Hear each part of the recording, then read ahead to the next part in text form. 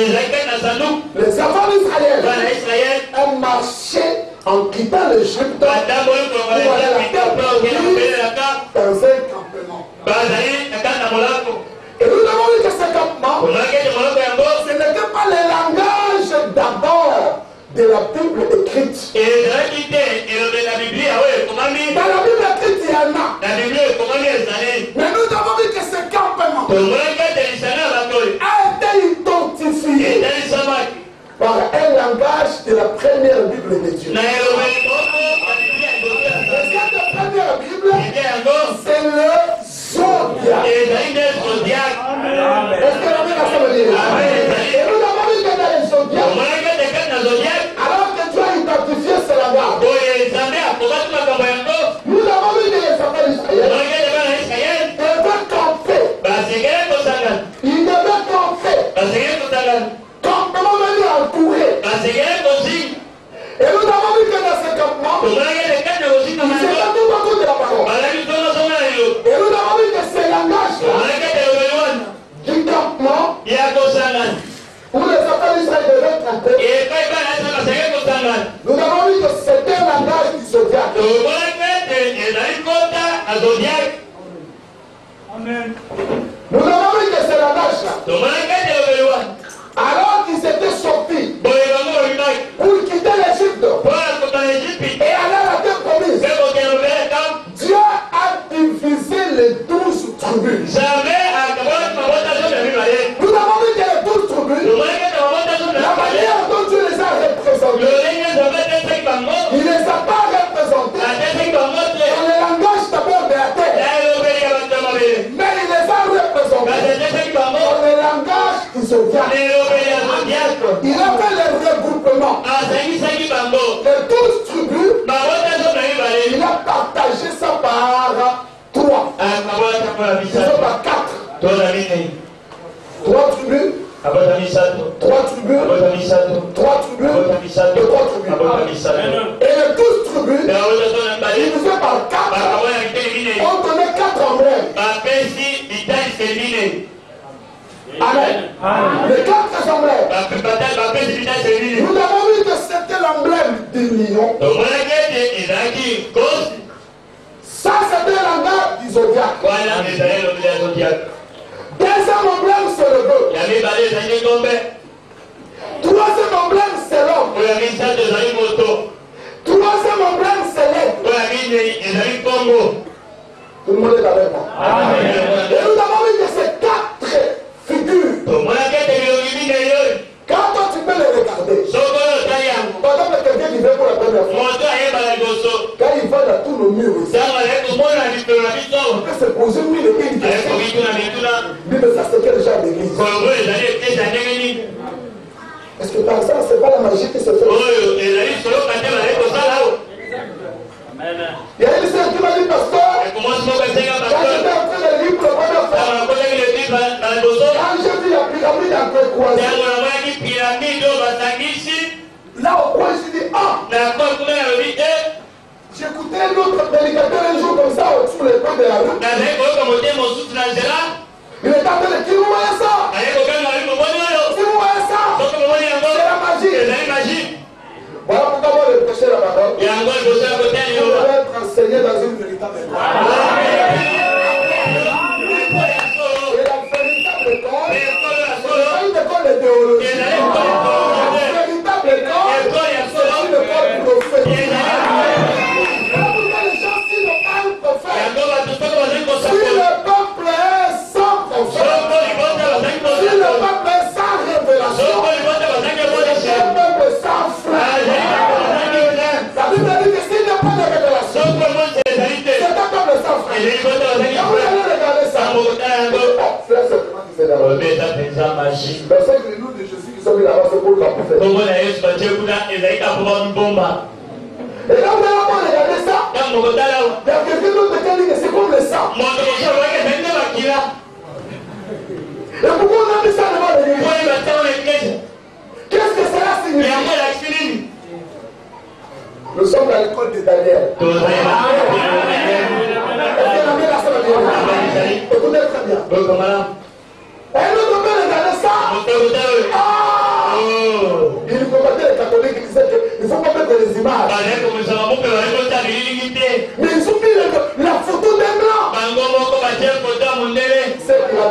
là. C'est pas un jour à Pointe-Noire. Il y a une famille qui soupçonnait que les gens devaient vraiment la magie. Alors finalement, dans la famille là-bas, il y avait un frère qui avait mis au monde un enfant. Et le membre de la famille de la soeur était venu le jour de la consécration de l'enfant. Alors le pasteur qui venait de Pointe-Noire avait pris l'enfant. Il dit vraiment les yeux pour prier. Quand ils ont commencé à fermer les yeux, il a commencé à prier, il a commencé à convulser. Et finalement, on est sorti avec l'enfant. On a donné les soeurs qui vraiment la faille. La famille a dit certainement le blanc qui était derrière. Donc on a sacrifié cet enfant. Et c'est sorti par les javons. Ils ont sacrifié l'enfant. Parce que toute une église a la photo d'un blanc à l'intérieur. Si le peuple n'a pas la révélation, ils diront n'importe quoi. Vous savez, Ève a commis adultère avec un serpent. Et comme il n'avait pas de révélation, Ève a dit j'ai formé un homme à l'être de l'Éternel. Alors c'était une affaire adultère. Amen. Après ça, vous allez voir ça. Et vous allez regarder tout ça. Mais sinon, on va faire attention. Alors qu'Israël sortait dans le regroupement de 12 tribus, partagés en 4 parties, Dieu a donné ces 4 emblèmes. Nous avons le lion, nous avons le bœuf, nous avons l'homme et nous avons l'aigle. Quel était leur travail? Puisque à la sortie pour aller à la terre promise, tout ce dont ils avaient besoin, que ce soit la victoire, que ce soit la solution à leurs problèmes, la guérison de leur maladie, la sécurité de leur corps, se trouvait dans l'arche de l'alliance. Et l'arche de l'alliance, c'est la parole de Dieu aujourd'hui. Et nous venons de voir que la parole, c'est la chose que Esaü combattait. Voilà pourquoi, pour qu'à la sortie, que la chose qui est comme notre porte-bonheur, la chose qui est comme notre trésor, la chose qui est notre richesse, la chose qui est plus que mon père, la chose qui est plus que ma mère, la chose qui est plus que ma famille, la chose qui est plus que même ma tribu,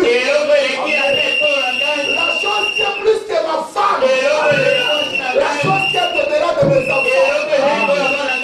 Cette chose-là me porte bonheur, ma richesse, ma gloire, mon succès, tout ce dont j'ai besoin. C'est la parole parlée. Mérite une protection.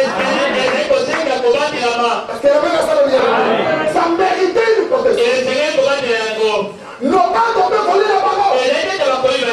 Non pas que Dieu était fort. Tu ne m'entends bien. Non pas que Dieu était incapable.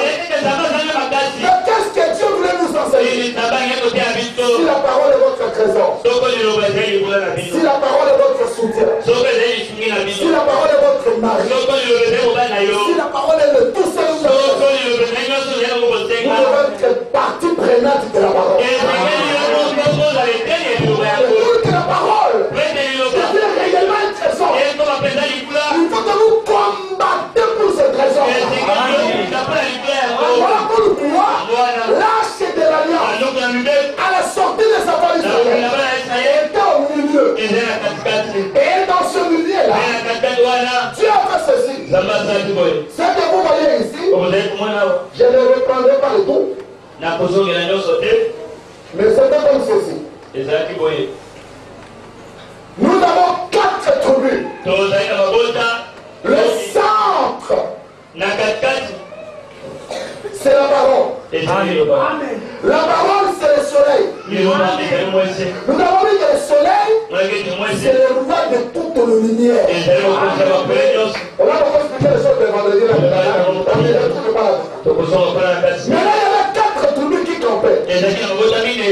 Pour protéger la parole. Nous avons vu qu'il y avait l'emblème du lion. Du côté du nord, là où le soleil se lève. Prenons par exemple ici. Nous avons l'emblème. L'autre emblème était l'emblème de l'homme. Qui pouvait être ici.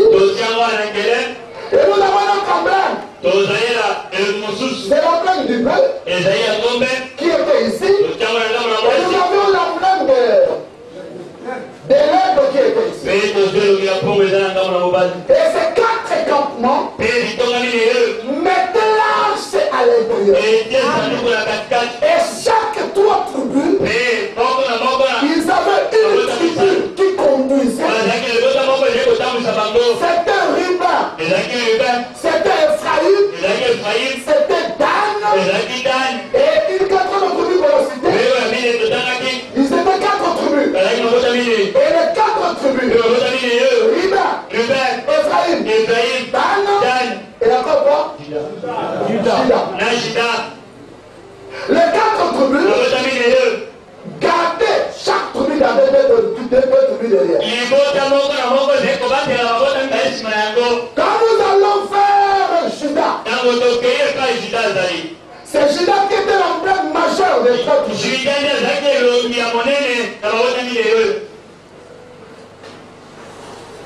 Suivez votre cœur.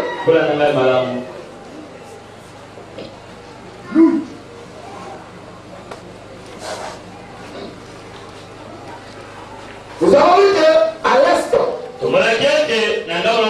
c'était Judas, Zabulon et Issachar. Mais l'emblème, c'était les lions. Et vous vous posez la question, mais pourquoi les lions? C'était un langage du zodiaque.